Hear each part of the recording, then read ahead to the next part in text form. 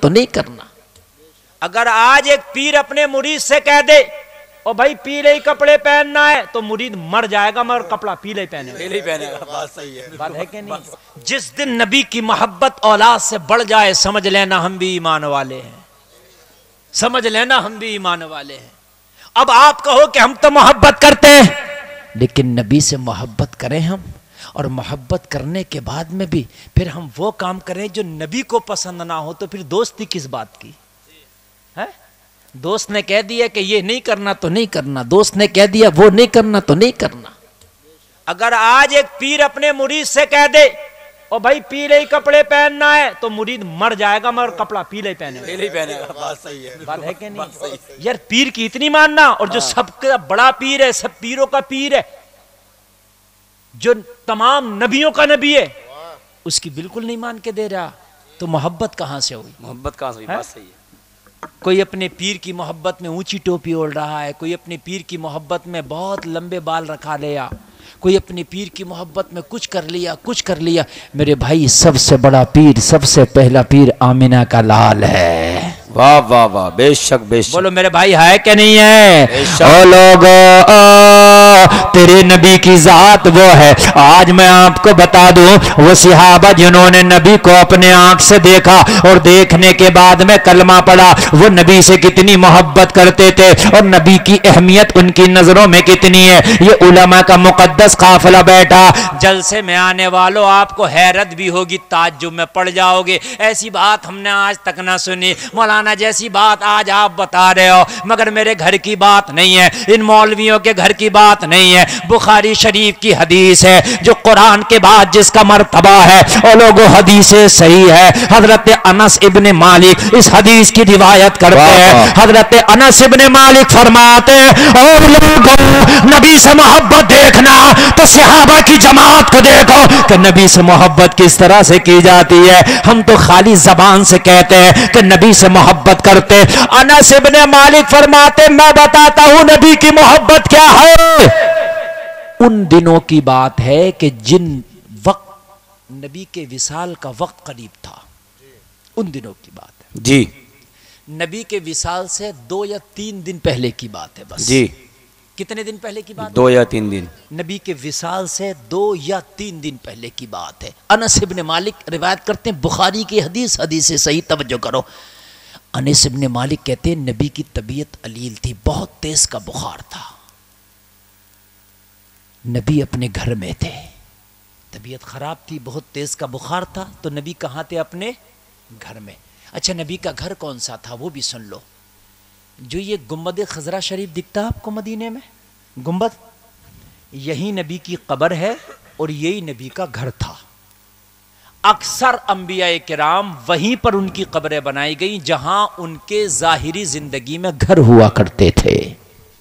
اکثر انبیاء کرام کی قبریں، جی جی بے شک۔ میرے نبی کی جو قبر ہے، جو روضہ رسول ہے، وہ نبی کا گھر ہے، حجرہ عائشہ وہی ہے۔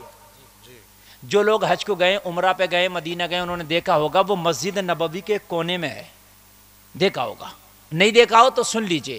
جیسے یہ اسٹیج لگا ہوا ہے، یہ 4 کونا، ایسے ہی مسجد کے 4 کونے، اور مسجد کے 4 کونوں میں ادھر لیفٹ سائیڈ میں پیچھے کی طرف روضہ رسول ہے۔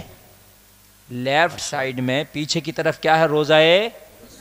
میری تقریر خالی سننے کی نہیں، سمجھنے کی بھی ہے، اور جب میں موڈ میں کرتا ہوں نا تو بہت قیمتی باتیں بتا کر چلا جاتا ہوں۔ میں خالی ادھر ادھر کی بات نہیں کر رہا ہوں، بہت ذرا غور سے سننا۔ میں بخاری کی حدیث کے حوالے سے بول رہا ہوں، آپ سنو گے تو آج کے بعد خدا کی قسم مومن کامل بن کے اٹھو گے۔ جب تک نبی کی محبت مکمل نہیں ہوگی، جب تک تیرا ایمان مکمل نہیں ہوگا۔ بے شک بے شک۔ ادھر کونے میں پیچھے کی طرف روضہ رسول، اور وہی نبی کا گھر، وہی حجرہ عائشہ ہے۔ انس بن مالک فرماتے نبی کی طبیعت علیل ہے، نبی اپنے گھر میں حجرہ عائشہ میں ہے۔ کہاں نبی اپنے گھر میں؟ حجرہ عائشہ میں، ادھر ادھر پیچھے کی طرف۔ نبی کا گھر کہاں ہے؟ وہی مسجد نبوی کے کونے میں، پیچھے کی طرف لیفٹ سائیڈ میں۔ نبی کی طبیعت علیل، نماز کا وقت قریب آ گیا، نبی نے فرمایا عائشہ اپنے بابا ابو بکر کو اشارہ کر دو کہ وہ نماز پڑھائیں۔ کس کو اشارہ کر دو؟ یہ امی عائشہ کے باپ ہے، نبی کے سسر بھی ہیں، یہ اشارہ کر دو کہ نماز پڑھائیں، اور یہ اشارہ خالی نماز کا نہیں تھا بلکہ یہ اشارہ خلافت کی طرف بھی تھا۔ واہ واہ واہ، بے شک بے شک۔ کچھ شیعہ لوگ کہتے ہیں نا زبردستی ہتھیائی گئی ہے اور یہ کیا گیا ہے، ان کو پتہ نہیں ہے یہ خالی نماز کی طرف نہیں تھا، نماز تو اور بھی کوئی پڑھا سکتا تھا، سارے صحابہ تھے، میرے نبی فرما سکتے تھے فلاں کو کہہ دیا جائے، فلاں کو کہہ دیا جائے، مگر یہ خالی مصلی امامت نہیں تھا بلکہ مصلی خلافت بھی تھا۔ واہ واہ واہ واہ واہ، زندہ باد زندہ باد، بہت خوب حضرت، عائشہ ماشاءاللہ اپنے ماشاءاللہ۔ بابا ابو بکر سے کہہ دو نماز پڑھائیں۔ امی عائشہ نے سن لیا، مگر سننے کے بعد میں پھر کہا کیا فرما رہے ہیں، تصدیق کرانے کے لیے کہا اپنے بابا ابو بکر سے کہہ دو نماز پڑھائیں۔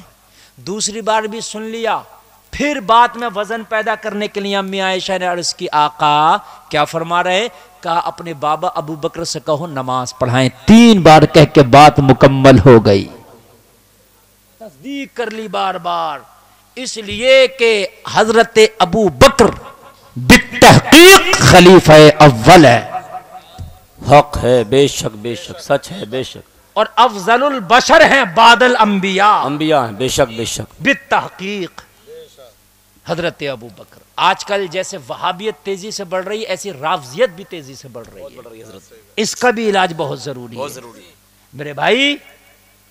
نہ آل رسول سے بغض کر کے جنت میں جا سکتے ہو، اور نبی نے فرمایا علی ایک طبقہ وہ ہوگا جو تجھ سے بہت زیادہ محبت کر کے جہنم میں چلا جائے گا، رافضی ہو جائے گا، اور ایک وہ ہوگا جو تجھ سے بغض کر کے چلا جائے گا۔ کچھ لوگوں نے مولا علی کو خدا بنا دیا، معاذ اللہ، وہ بھی تو غلط ہے، خدا بھی تو نہیں بنا سکتے نا۔ اور آل نبی کو اگر کوئی بغض کرے تو وہ بھی جہنم میں نہیں جا سکتا۔ ہم اہل سنت والجماعت الحمدللہ ہم اس طریقے سے اہل بیت کو مانتے ہیں جو ان کے ماننے کا حق ہے، الحمدللہ۔ صحیح صاحب سے ملاقات ہوئی میری، ماشاءاللہ ماشاءاللہ۔ صحیح صاحب تشریف رکھتے ہیں، اللہ سلامت رکھے۔ اولاد نبی سے ہم بغض کر کے بھی جنت میں نہیں جا سکتے، لیکن ہم صحابہ کو اگر گالی بکیں تبرہ کریں تو پھر بھی ہم جنت میں نہیں جا سکتے۔ اب توجہ کریں، حضرت ابو بکر مصلی پر ہیں، انس بن مالک کہتے ہیں نماز شروع ہو گئی، اللہ اکبر، تکبیر تحریمہ کہہ دی گئی، نماز چلنے لگی۔ میرا منہ کدھر کو ہے، اس طرف پچھم کی طرف، کدھر ہے بول دو، ہاں تو بڑا سوچ رہے ہو، سوچنے کیا بات ہے۔